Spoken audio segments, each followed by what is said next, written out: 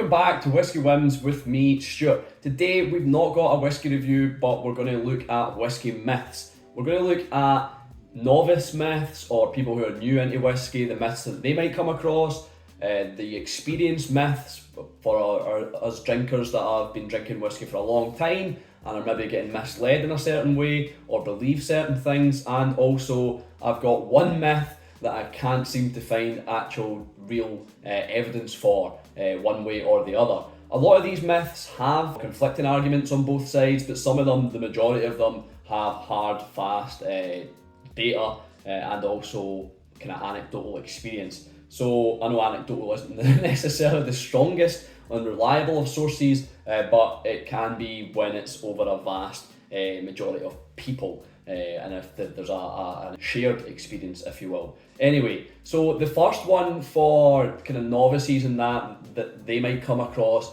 is that aged or older whiskey or even more expensive whiskey is better than younger or less expensive whiskey.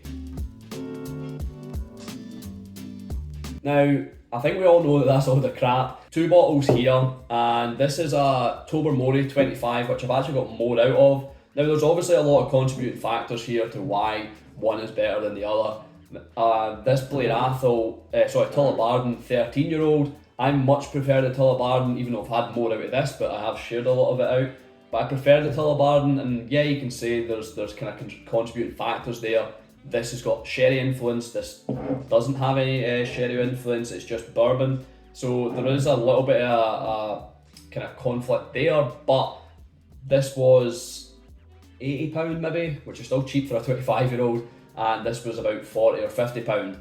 This being older, the Tullibardine's definitely better in my opinion.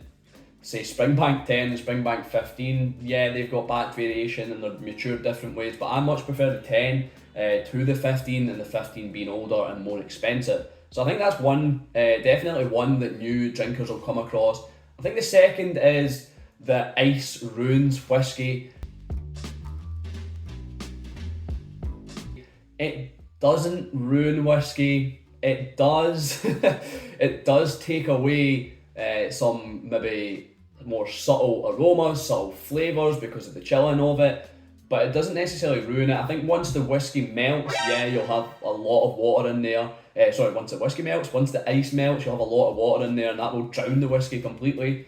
But if you drink it quick enough with the ice, that shouldn't really ruin the whiskey. I know there's going to be a lot of comments against this, and I used to think that whiskey kind of ruined it, but since I have been speaking to a lot of novice drinkers, people who are not really into whiskey as much as I am, or as much as other people are, and they're just kind of occasional drinkers, they're just occasional whiskey drinkers. They have kind of simple whiskies and they like some ice in it just to take the edge off of it and make it more smooth. Watch your profanity. And also they still get some flavours that they enjoy. So I wouldn't say it ruins it, because it is somewhat subjective, and on a personal level, whiskey, it 100% takes away flavours. It's the same with beer. So yeah, I would say ice, no, it does not ruin whiskey, but for the avid drinker and for the experienced drinker, it may take away some of those flavours that they're wanting to seek out, and that may seem that it's ruining the whiskey. Another one I get a lot from, and this is a lot of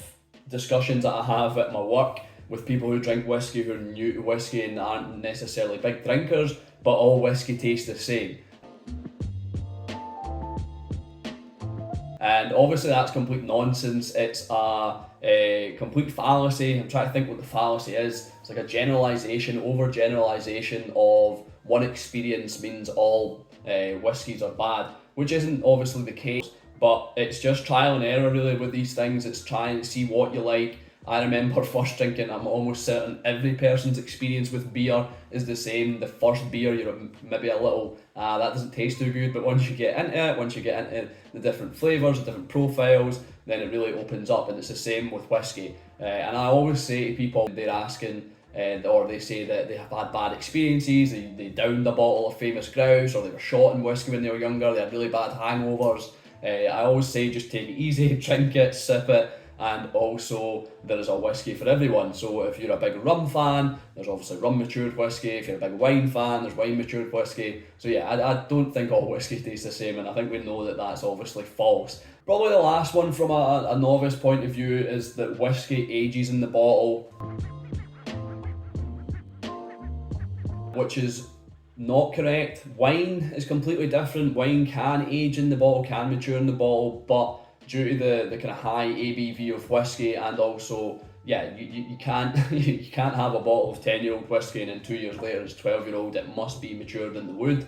If anything, it probably or could likely get worse if you don't properly seal it. If you hold on to a 10-year-old whisky for 10 years, 15 years, it will evaporate. Some of the whisky will evaporate, so it will diminish and your bottle will get lower unless you put, I've seen people put cellophane around it, cling film to keep the contents in, and also you've got the likelihood of the cork drying up and then popping into the whisky and completely ruining the whisky. I don't know what the chances of that are, but yeah, whisky does not age in the bottle. So yeah, just open it and drink it.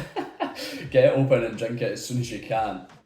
Now, some for more experienced drinkers, maybe some geeks, one that gets thrown about a lot, and I mean a lot in distilleries and certain tours, is that fermentation length. So the longer the fermentation, the better the whisky is. And this is not at all true. I mean, there's so many different factors, and we'll touch on that as well on the next couple of items. There's so many factors that make whisky great. The fermentation length purely depends on the operator, the distillery, who's creating the mash, who's fermenting it. It's their decision on what they're wanting at the other end, what kind of product they want. Longer fermentations could promote more esters, but there's also a lot of variables in there. Way too many variables to describe in one video, from temperature and yeast. And obviously that's just dumbing it down, as I've been told. But yeah, there's a lot of variables in there that make a whisky a certain way in the end, and fermentation is one of them, and it does help. It helps dictate what flavour you're wanting at the end product, but it doesn't mean that longer's better. So I think the average is 48 to 60 hours, and Springbank are 70 to 110 hours. Fermentation, sometimes they do 110, and also just on that scale, because people will probably say, yeah, Springbank do long fermentation, that means longer fermentation's better. But you also have Oban who do 72 to 100 hours fermentation, and I don't think people will argue that Oban's exactly the best whisky out there. So fermentation length, duration does affect the flavour, but it does not mean a whisky is better. There's too many contributing factors. Another myth that I've came across is that all Scottish distilleries use soft water.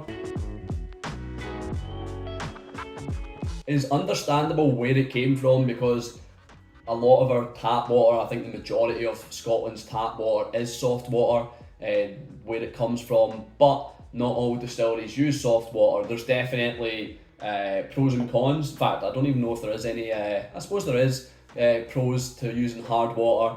The cons being, and a lot of people in England will know this, that there's a build-up of lime scale, there's a build-up of that mineral element, and that causes blockages in pipes. It can cause so many issues for the equipment, so there's more maintenance involved. However, on the positive side of using hard water is you get these kind of heavy minerals that can influence the flavour in a certain way, in whichever way you want, if you want it that way. So there's quite a few distilleries that use soft water. Glenfiddich, Macallan, even Ardbeg uses soft water, so their water source is famously Loch Ugadal, and it goes through kind of peat bogs and that, but it's actually classed as soft water due to the mineral content in it. The hard water distilleries, there's Springbank, funnily enough, they use hard water from Coor Hill or something. I think it's Coor Hill Loch or something like that. Glenkinchie, I don't know how you say it. I was actually at the distillery the other day and I should have just asked what's the best way to pronounce this. Glenkinchie, I think, but they use hard water for sure. And Royal Bracklatt also use hard water. So not all Scottish distilleries use soft water. Quite a few of them use hard water, but the majority of them do tend to use soft water. Like I said, it saves on maintenance and breakdown likelihood. The last, which can be argued, the majority of the flavour comes from it, but not all the flavour comes from it, and it's the wood. You hear it time and time again that 80% of flavour comes from wood, and I think that's I think it's pretty high. And I was speaking to Ryan, who's the lead distiller, head distillery manager, some mental title at 8 Doors, and I was talking to him about it. He was saying the majority of the time it's maybe 70, could be 60. He thinks average 70, and then if it's a sherry or something like port, quite a heavy influence, and it's probably 80% of the flavour comes from the wood. But we were discussing, and obviously, like I've said and touched on, fermentation. There's so many different variables that come into the play and where a whiskey gets its flavour from. Even down to barley. I mean, if you gave me 3 whiskies, I couldn't tell you which whiskey had which barley in it. I don't know, you might be able to tell on a new make level if you've got a nose. I wouldn't be able to, there's no chance. But these master distillers, master blenders, they might be able to tell you which barley's been used. I don't know how you would, but after 10 years in that would be very difficult to tell you someone what barley's used. But barley definitely has an involvement in the flavour and the end product. There's the water that's used, obviously, that we've touched on, whether it's hard or soft, the fermentation length cycles, and also the wood. There's probably a lot more variables in there that I have missed and could go into length if I had the knowledge about in a separate video, but those are obviously some of the basic factors that are involved. So yes, a lot of the flavour comes from wood, but not all of the flavour comes from wood. And I think sometimes people do believe that it's all the wood, but it's not. So yeah, the final myth that I've got, and I lean towards the myth. I believe it is a myth, but I'm not sure. Someone will be able to clear it up for me. But it's when you've got a bottle of whiskey, whether it be closed or open, it's tipping it upside down to wet the cork to make sure it doesn't dry out. I have heard, and I still do it, I still tip it upside down just to wet it. I have heard so many different arguments for not doing it and for doing it. So the thought is that when a whiskey sits here in a bottle, just sits standing upright, obviously store it upright. It's not like wine, don't store it on its back or on its front, because that will destroy the cork. But when you're storing it like this, there's minimal contact from the alcohol to the cork, so the cork doesn't dry out. If you were to store it flat, lying down, it would dry out because of the high ABV content.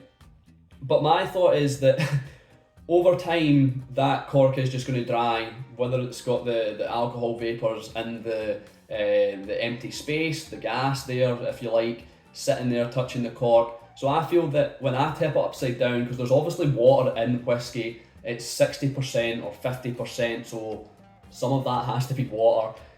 So my thought is when you tip it upside down, at least there's some water touching the cork, some water helping the cork. So I don't actually know whether that's helping it or making things worse. But it's something I always do. I don't do it all the time. I do it now and then. I do it once in a blue moon, but I'll tip it upside down just to give the cork a little wet. But yeah, a lot of people argue against it and say that just storing it upright is fine enough, you don't need to wet the cork. But I'm always worried, and I'm trying to think myself if I ever had a cork break on me, and I think maybe one, but very rare. It's a seldom occurrence that I have a cork break on me. I don't think I have. But Stevie, my father-in-law, he's had like 4 in the last 6 months, which is quite high, but I believe it's because his whiskey room, the temperature in there is too warm, so it's drying out really quick, it's drying out rapidly, and that's causing the cork to break, because I don't believe he tips these whiskies upside down. So I don't know. I would need the discussion from the comments, some expert, someone with a chemistry degree